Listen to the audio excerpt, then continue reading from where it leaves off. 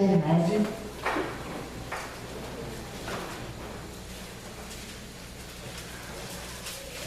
Do verso 1 ao 7. Fique aí com sua Bíblia, com o seu celular, com a Bíblia aberta de preferência, né?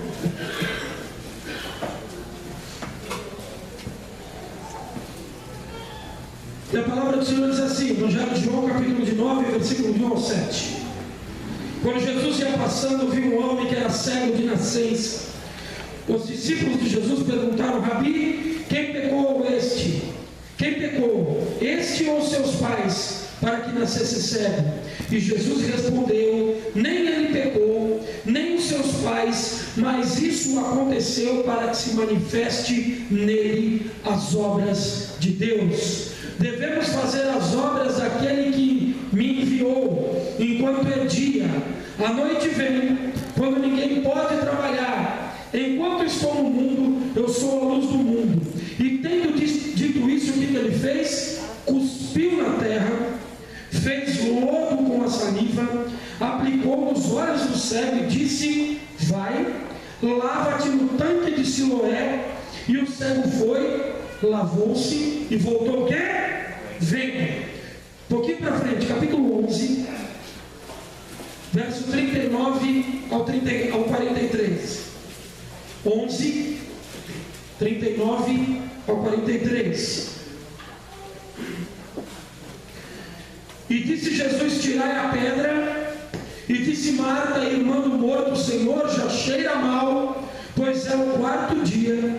Então Jesus disse: não te disse eu que se creres verias a glória de Deus? Tiraram então a pedra. E Jesus, levantando os olhos para o céu, disse: Pai, graças te dou, porque me ouviste, e eu sei que sempre me ouves, mas eu disse isso por causa da multidão que me rodeia, para que creia que tu me enviaste.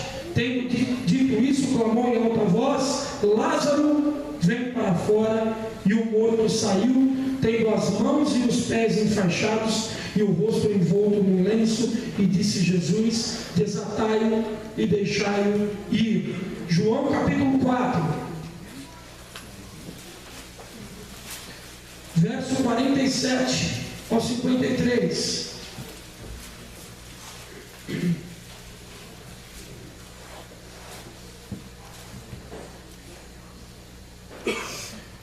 Ouvindo esse homem que Jesus tinha chegado da Galiléia, foi ter com ele e rogou-lhe, descendo, que curasse seu filho, que estava à morte. Jesus lhe disse: se não virdes sinais miraculosos e prodígios, de modo nenhum crereis. Disse o oficial, no caso Jairo: Senhor, desce antes que meu filho morra. Respondeu Jesus: vai, que teu filho vive. E o homem creu na palavra e partiu. Enquanto ele estava a caminho, saíram-lhe ao encontro os seus servos e anunciaram que seu filho vivia.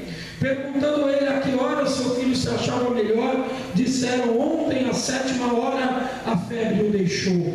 Então o pai entendeu que era exatamente a hora em que Jesus lhe disse: teu filho vive, e de modo creu ele e toda a sua casa, por enquanto somente até. Nós vimos aqui alguns milagres feitos pelo próprio Jesus, descritos por ele. Jesus, ele cura um cego que se aproxima dele, que quer voltar a enxergar, voltar a ter saúde. E nós estamos falando de alguém que tem todo o poder. Nós estamos falando de alguém que é soberano. E a soberania de Cristo dá a ele o direito de fazer as coisas da maneira como ele quer. E como a diaconisa Branca disse aqui na oração, no tempo oportuno, ou seja, quando ele quer. E tem mais uma vírgula ainda, Branca: se ele quer. Amém, irmãos? O condicionamento do poder de Deus é um engano terrível que tem acontecido na igreja do Brasil. Eu posso chamar o pastor, chamar os oficiais da igreja, o nosso bispo, o presbítero Sebastião, a liderança aqui da igreja local, e vamos fazer uma grande faixa e vamos colocar lá fora. Hoje, grande noite dos milagres. Amém? Eu pré-estabeleci que nesta noite, neste lugar, Luiz, Jesus fará grandes milagres. Eu estabeleci. Só que Jesus, ele pode estar olhando lá do céu, naquela faixa lá fora, e dizer o seguinte: eu não vou fazer nada. Eu não disse que ia fazer nada. Eu não prometi absolutamente nada. Na verdade, tem um monte de coisa errada aí que eu estou vendo aqui de cima. É apenas uma metáfora, tá, irmãos? Ele está olhando para mim e vendo um monte de coisa errada, amém? Tem um monte de coisa errada aí. Eu vou fazer milagre nenhum. Eu vou pensar se eu vou participar com vocês nessa noite desse culto aí. Porque tem lugares, irmãos, chamados de igreja evangélica nos dias de hoje, que eu tenho minhas dúvidas se Jesus vai naquele lugar. Eu tenho minhas dúvidas se Jesus entra num lugar desse. E nós queremos dizer para ele: Senhor, cura agora, Senhor. Pai, abre a porta hoje, Senhor. Faz o milagre agora, Deus. E ele deve olhar para nós e dizer assim: espera um pouquinho, o que é Deus aqui nessa história, né, bispo? Sou eu que tenho todo o poder, toda a soberania, toda a majestade, ou você que é barro, que é carne, que é pecador, que é falível, querendo determinar aquilo que eu vou fazer? E Jesus olha para aquele cego, ele cospe no chão, uma cena até um pouco desagradável de se pensar, e faz um lodo e unta os olhos dele com aquele barro, com um cuspe, e fala para ele: agora você vai lá no tanque de Siloé, você vai lá e se lava, e você vai voltar a ver. E ele vai lá no tanque de Siloé, ele se lava e ele volta a ver. Pergunto: Jesus não podia simplesmente tocá-lo e dizer: veja? Outro cego, em outra passagem que ele encontrou, ele disse: o que queres que eu te faça? E aquele homem, né, bispo, disse: eu quero ver.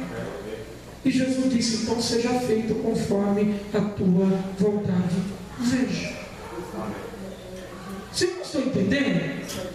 Como esse nosso Deus, ele tem algumas particularidades que nós não podemos colocá-lo dentro de uma redoma e fazer com que ele haja de acordo com as nossas vontades e com o nosso querer.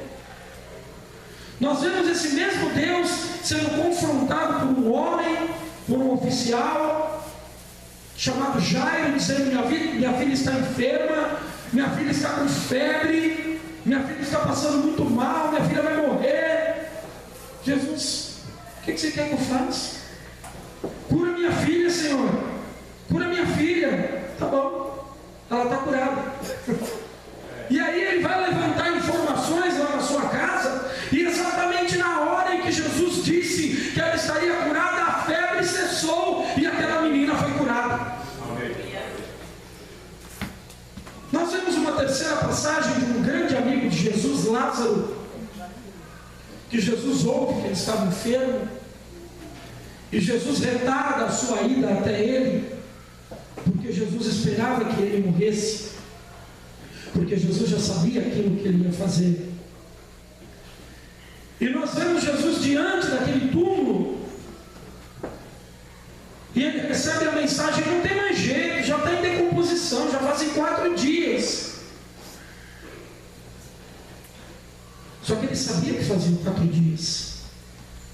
E como eu já expliquei para os irmãos, tem uma explicação porque havia 4 dias. Segundo a tradição judaica, até o 3º dia a ressurreição ela é espontânea. Se Jesus ele vai no primeiro dia, no segundo dia e no 3º dia, ninguém creria nele. E ele ainda tem que gritar lá: Pai, eu sei que tu me ouves, Pai, eu sei que tu estás comigo. E aí ele fala: eu tenho que falar desse jeito, alto, senão eles não vão crer em mim. E ele dá uma ordem: ó Lázaro, vem para fora. Vem. E o morto de 4 dias em estado de decomposição se levanta, e todo amarrado, deve ter saído pulando, né? Pulando, e sai daquele túmulo em que a pedra havia sido retirada. Aí nós estamos diante de um Deus aqui na igreja, irmãos, em que nós clamamos nesse momento, às vezes por um problema que você está passando na sua vida, por alguém que você tem enfermo dentro de casa. Eu estou com a minha mãe enferma lá dentro de casa. Alguma situação que você está passando financeira, você pode estar desempregado, ou pode estar empregado e mesmo assim passando por um momento de dificuldade.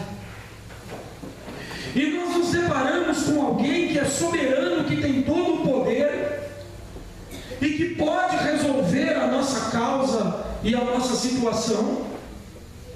Só que nós temos, irmãos, que entender alguns passos para que essas coisas aconteçam. O primeiro deles é: se é da vontade de Deus. Se é da vontade de Deus que o milagre aconteça. Espera aí, estou fazendo bagunça. Não é da vontade de Deus que alguém seja curado, alguém que está enfermo seja curado. Vou dar aqui um pequeno relato de um grande amigo meu que faleceu há aproximadamente 4 anos. Ele é de uma igreja. Ele na verdade nem era, né? A sua esposa era, o cunhado, sogro, sogra, que eu não vou citar o nome.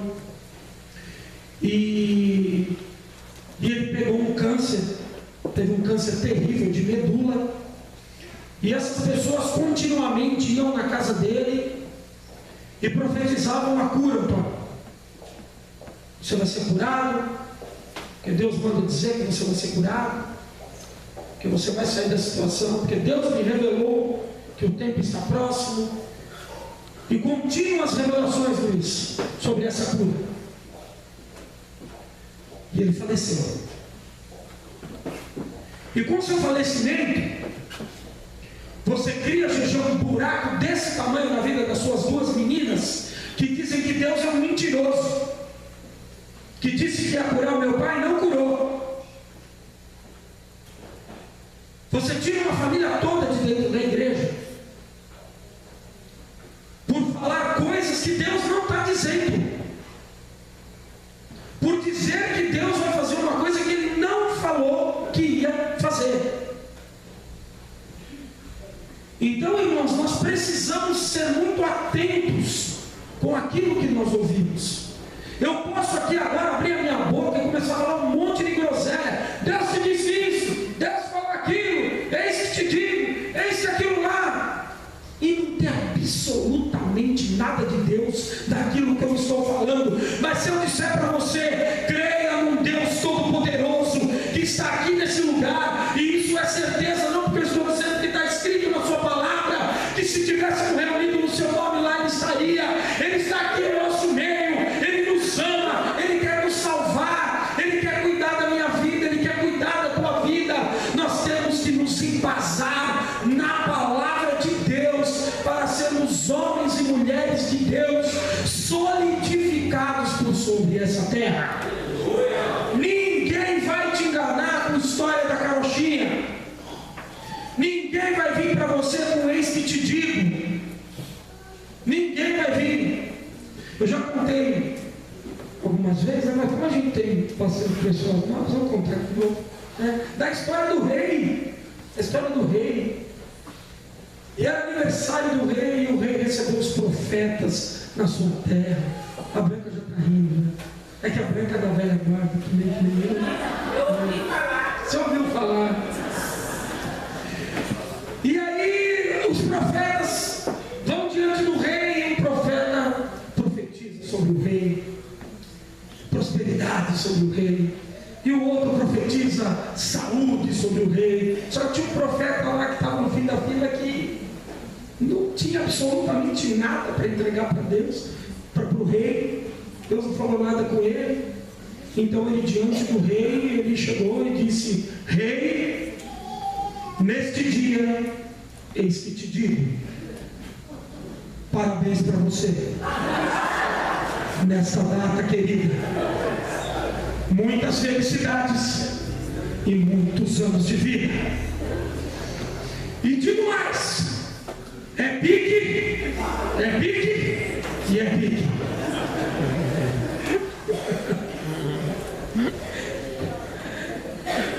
Irmãos, seria uma grande piada se não tivessem fazendo isso hoje dentro das igrejas, destruindo sonhos, destruindo sentimentos, brincando com a boa fé, prometendo para as pessoas coisas que Deus não prometeu, dizendo para as pessoas que Deus vai fazer coisas que Ele não disse que vai fazer.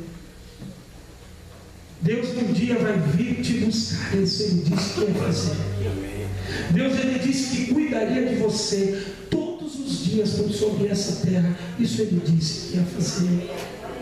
Ele disse que estaria contigo todos os dias, morando dentro de você, porque Ele mandou o Espírito Santo para morar dentro de você, isso Ele disse que faria.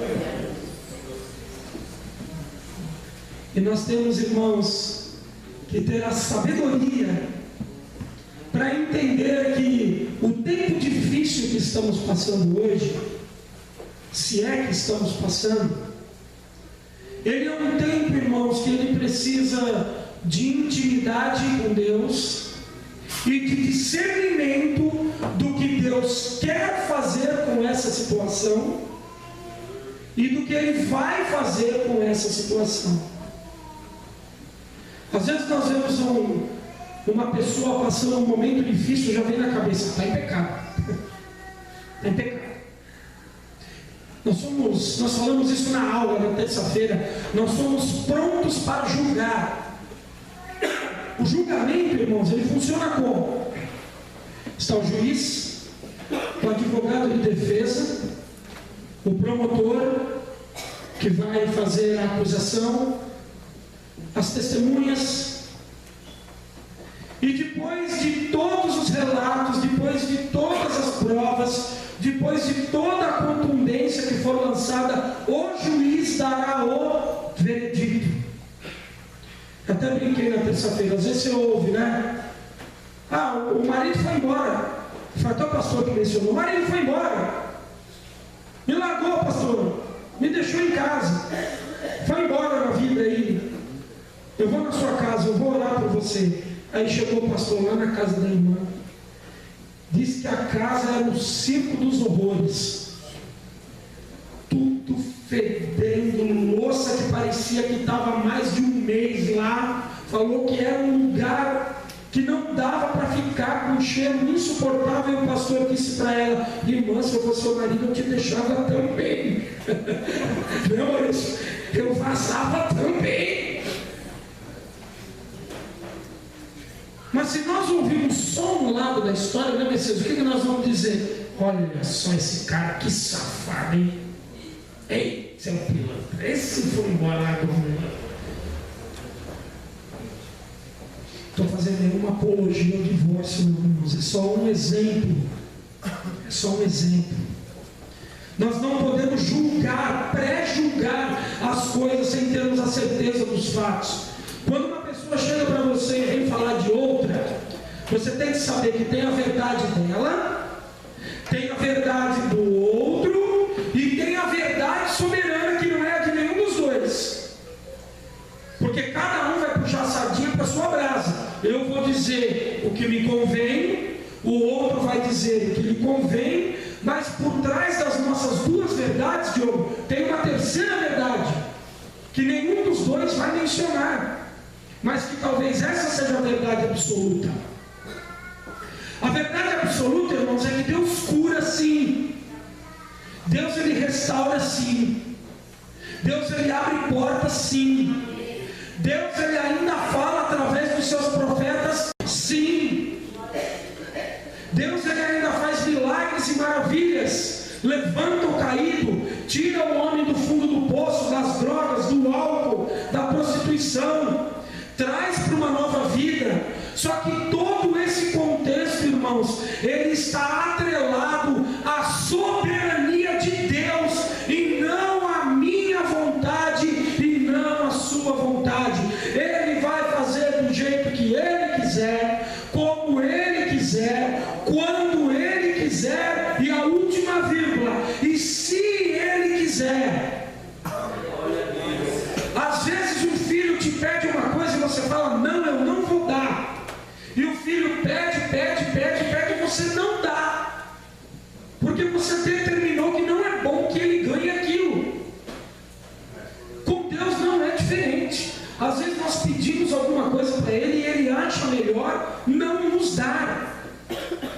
Entre o meu prazer e a minha salvação, Deus ele sempre vai optar pela minha salvação, ainda que Ele tenha que deixar de me dar algumas coisas que possam me trazer prazer. Amém? Glória a Deus aí. Lucas capítulo 8,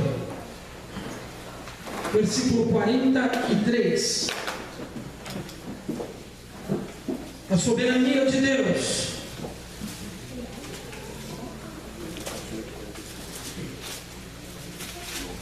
Lucas 8, 43.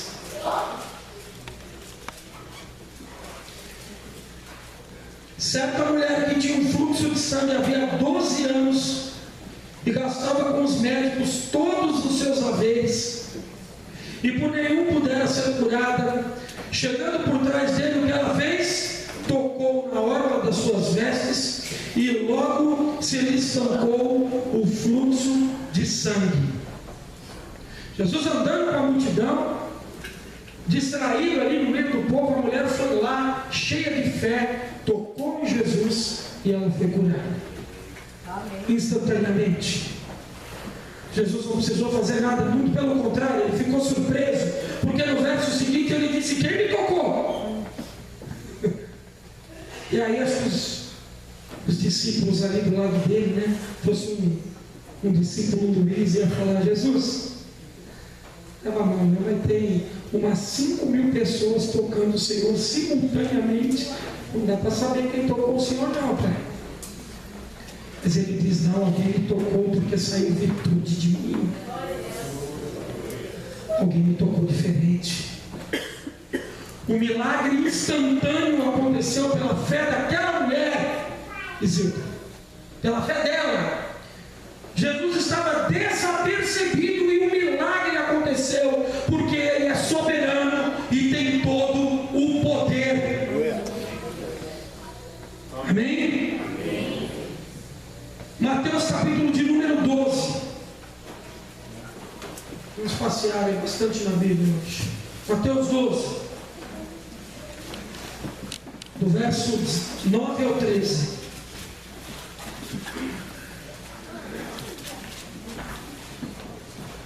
Mateus 12, verso 9 ao 13. E partindo dali entrou numa sinagoga, e estava ali um homem que tinha uma das mãos ressequida. Eles, para o acusarem, o interrogaram, é lícito curar no sábado? E ele respondeu, qual de vós será o homem que tem uma ovelha, e no sábado ela cair numa cova, e não vai apanhá-la e tirá-la de lá? Quanto mais vale um homem do que uma ovelha? Logo, é lícito fazer bem nos sábados. Então disse aquele homem, estende a tua mão, e ele estendeu, e ficou com a mão sã como a outra. Amém? Olha o formato do homem, então. Agora nós vamos pegar esse sujeito. Nós somos judeus, hoje é sábado, está o sujeito aqui na frente dele querendo um milagre. Perdão. Está o sujeito aqui querendo um milagre. E agora nós vamos ver se ele vai curar ele. Ô Jesus, é lícito curar ele aí? Hoje é sábado. Nós somos judeus.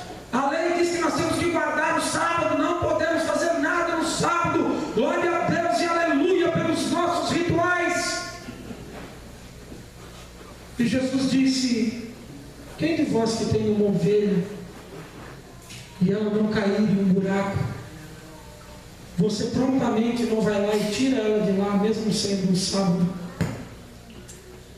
Se você faz isso com uma ovelha, não fará isso com um homem, com uma mulher, querido de Deus, né, bispo? Amém. Então é lícito sim curar no sábado. Filho, estende a mão aí, você está curado. Está curado.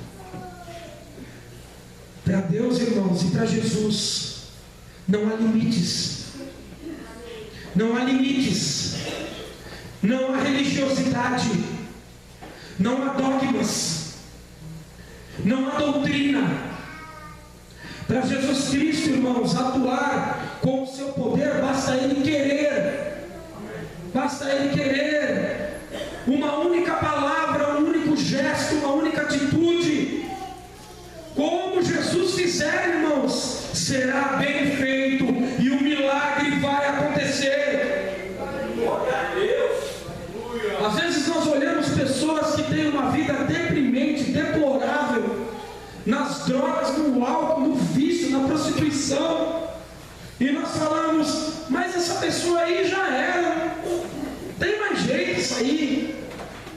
Jesus tinha 12 homens que andavam continuamente com ele, aproximadamente 3 anos e meio. Esses homens andavam continuamente com ele, GG, dia e noite.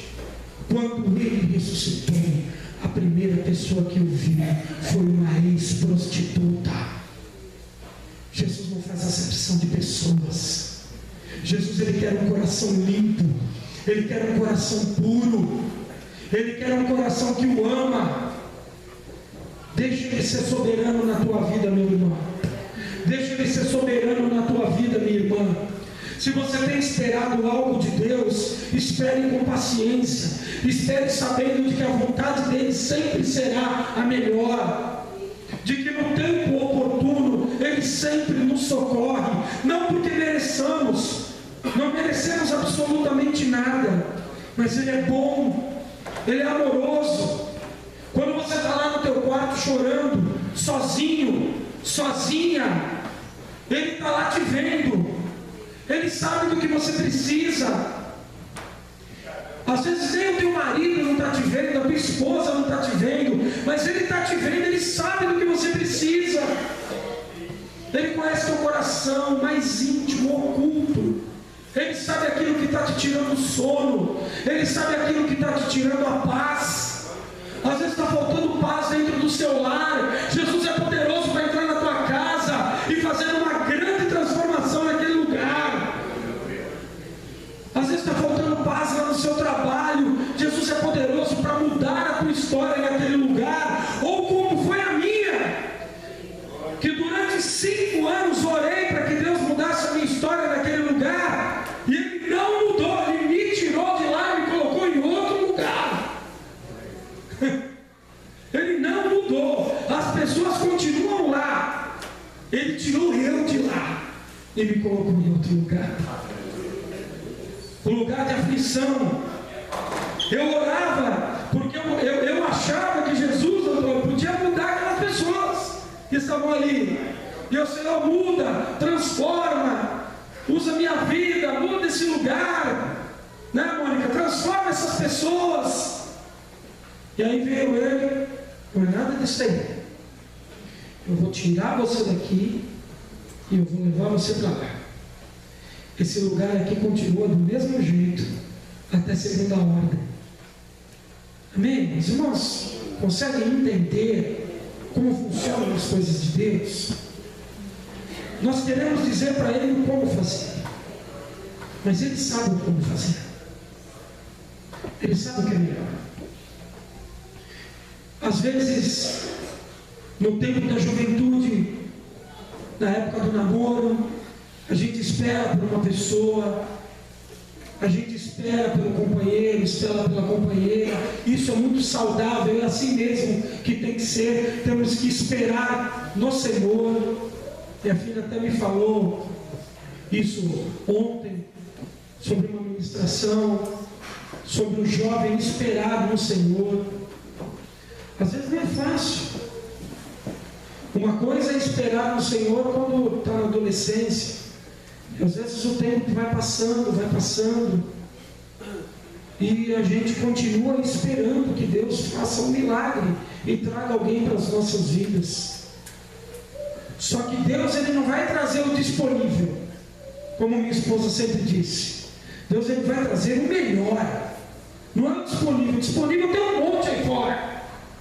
Você entra em qualquer lugar de bagunça, numa noite como hoje, tem disponível pra caramba. O que mais você vai achar é gente disponível. Mas Deus, Ele quer o melhor. E nós vemos às vezes os jovens se precipitando, querendo passar na frente da vontade de Deus. E a vontade de Deus, ela não pode ser atropelada. Eu nem sei por que eu entrei nesse assunto, mas se eu entrei, ouve aí, deixa Deus falar com você. Não tem nada disso. Deixa Deus falar com você. Pode até sair daqui. A vontade é dele. E às vezes nós nos precipitamos. E quando nos precipitamos, nós começamos a nos envolver com quem não se deve. E é muito perigoso para o jovem, para a jovem que está aqui nessa noite, que estão me ouvindo, que ainda estão na fase de namoro, que ainda não se casaram. É muito perigoso se envolver com alguém que não faz parte da mesma fé, que não professa a mesma fé. Você pode trazer essa pessoa para os caminhos do Senhor. É lógico que pode. Essa pessoa pode se converter. É claro que pode. Deus, Ele pode fazer maravilhas. Deus, Ele pode fazer um milagre. Mas eu, como co-pastor dessa igreja, se disser para você, pode fazer isso que está tudo bem, eu estarei prestando conta com Deus. Porque a probabilidade de alguém tirar um jovem, homem ou mulher, da presença de Deus, é muito maior do que você trazer ele para dentro da igreja. Porque as coisas lá fora são muito mais sedutoras, agradáveis aos olhos, agradáveis, como diz o Antônio sempre, a essa carne. A vitrine boa. A vitrine, olha a sabedoria do nosso bispo. A vitrine é boa. Eu falo 2 horas seguidas e o bispo com uma palavra, ele tira todo o meu sermão com uma palavra.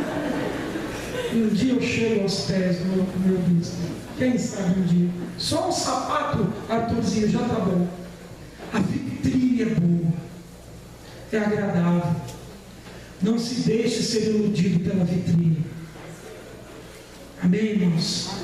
Eu vou voltar para o contexto. Eu já dei o recado para os jovens, meninos, meninas. Não fique com um revólver, com uma bala no tambor.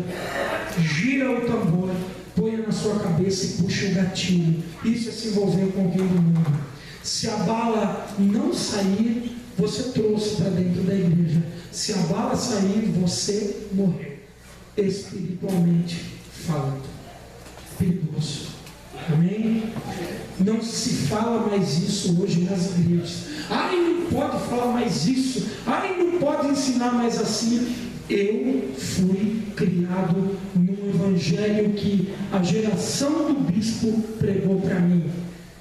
Eu fui criado pelo bispo Carlos Limose, conheci o pastor Epaminondas, bispo Dirceu. A minha geração era uma geração de cajado, era uma geração que ensinava, não era uma geração que passava a mão na cabeça. A minha geração era uma geração que colocava no banco, que colocava de disciplina, e nós éramos fiéis a esses homens. Amém, irmãos? Hoje nós falamos com todo amor, com todo carinho. Recebe. É gostoso receber hoje, com amor, com carinho, né, Gigi? Nós recebemos, né? Pastor Geraldo, né? Era outra história. Nossa geração era diferente. Mas vamos lá para concluir, irmãos. Eu quero que nós abramos em 1 Reis, lá no Antigo Testamento, que eu quero fazer uma citação. 1 Reis, capítulo de número 17. Nós já estamos encerrando. 1 Reis 17, do verso 17 ao 24.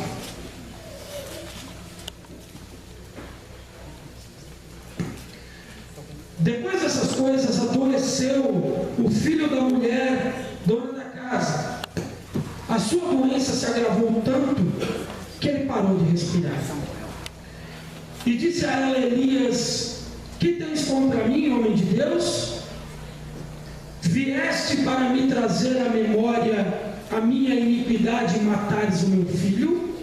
E respondeu ele: dá-me o teu filho. E ele o tomou em seus braços e o levou para cima, no quarto onde ele mesmo habitava, e o deitou na cama. Então clamou ao Senhor: ó Senhor meu Deus, também até esta viúva com quem me hospedo afligiste, matando-lhe o filho. Então se deitou sobre o menino 3 vezes e clamou ao Senhor: ó Senhor meu Deus, rogo-te que a alma desse menino torne a entrar nele. E o Senhor ouviu o clamor de Elias, e a vida do menino tornou a entrar nele, e ele reviveu. Amém? Elias estava hospedado na casa de uma mulher, a qualidade de profeta e de homem de Deus. Aquele menino adoece, o quadro dele se agrava e ele morre. E aquela mulher fica perturbada, indignada, achando que a presença de Elias trouxe juízo de Deus sobre ela, e seu filho pereceu. E Elias pega aquele menino, vai para o andar de cima da casa, coloca o menino sobre uma cama, ora a Deus, e a Bíblia diz que ele se deita sobre o menino 3 vezes, e o menino ressuscita. Amém? Irmãos, se é nos dias de hoje, a gente já pode dizer que era um pedófilo, né? Não, Elias era um pedófilo, né? Era um pedófilo e também gostava de necrofilia. Um pedófilo com necrofilia, né? Era um menino e cadáver ainda, né? Estava tudo errado. Mas olha a atuação de Deus, irmãos. Por que se deitar 3 vezes sobre o menino? Por quê? Por que 3 e não 1? E por que se deitar e não impor as mãos? E por que impor as mãos e não dar apenas uma ordem? E por que não dar uma ordem ali do quarto, dar uma ordem de lá de baixo mesmo, lá para cima, levanta? Por quê? Porque a atuação de Deus, repita comigo, a atuação de Deus é soberana. Ele faz como Ele quer, quando Ele quer e se Ele quer. Amém? O menino ressuscita. A alegria naquela casa. Só que foi feito, irmãos, através do profeta Elias, um dos maiores homens de Deus que pisou nessa terra. Foi feito, irmãos, um milagre diferente. Às vezes você fala: eu preciso ir hoje lá porque eu vou receber uma oração, eu vou pedir para o bispo impor as mãos sobre mim e eu vou ser curado. Glória a Deus, faça isso. O bispo é a nossa autoridade máxima aqui na igreja, junto com o pastor Jair. Mas não é uma fórmula, irmãos, única e soberana que vai fazer com que as coisas aconteçam na sua vida. Guarde isso nessa noite. Jesus cura agora, Senhor. Amém. Mas eu não fui curado. Continua orando, continua clamando, continua buscando. Senhor, abre a porta. Senhor, abre a porta. Eu creio que amanhã o telefone vai tocar e vão me chamar para trabalhar. O dia inteiro passa e o telefone não toca. Continua orando, continua buscando. Não deixe de buscar, porque o milagre não aconteceu no formato que você queria. Não deixe de clamar, porque o milagre não aconteceu no dia que você queria. Senhor, prepara o varão, Pai. Senhor, prepara aquela menina linda, Senhor, para eu casar. Oh Pai, que seja nesse ano de 2015, o ano de Paulo. Oh glória. Aí 31 de dezembro, feliz ano novo. Não foi no ano de Paulo. O ano de Paulo não foi. O ano que vem é o ano de quem? Tem que ser o ano de Antônio, né? O xiste? Tem que ser o ano de Antônio. Os juninos. Amém, irmãos? Eu gosto sempre, de maneira descontraída, trazer a mensagem de Cristo para o teu coração. Porque Cristo ele é leve, Cristo ele é doce. Cristo ele não traz peso, ele traz alegria, ele traz paz. Cristo ele ama ver o seu sorriso. Daqui de cima, quando você sorri, seu sorriso é lindo. Cristo ama ver o teu sorriso. É muito bom sorrir. Tenha sempre um sorriso nos seus lábios escancarado. A vida, irmãos, é para ser vivida com alegria. Nós vamos ter os tropeços, os percalços, as dificuldades. E mesmo nas dificuldades, irmãos, é muito gostoso saber que tem um Deus que nos ama e que gosta muito de que estejamos felizes. Amém. Amém. É difícil ficar feliz na hora do choro, mas procure se alegrar até nessa hora. Você não está sozinho. Está chorando hoje? Você não está chorando sozinho. Está chorando hoje? Você não está chorando sozinha. Tem alguém recolhendo as suas lágrimas. Cada uma delas. E mais uma vez, como disse a diaconisa Branca, no tempo oportuno, Ele reverte essas lágrimas em riso, em gozo, em alegria, em paz, em felicidade. O tempo de cantar ele virá. Ele virá. Inevitavelmente o tempo de cantar virá, irmãos. Não há mal que perdure para sempre. Uma hora a tempestade ela se aquieta. E o soberano Deus, detentor dessa palavra, Ele pode fazer um grande milagre na sua vida. Ele pode fazer uma grande transformação na sua história. Basta que você creia, espere e principalmente saiba que Ele tem o melhor. Para encerrar, repita comigo: Deus não tem o disponível. Ele tem o melhor. Deus te abençoe.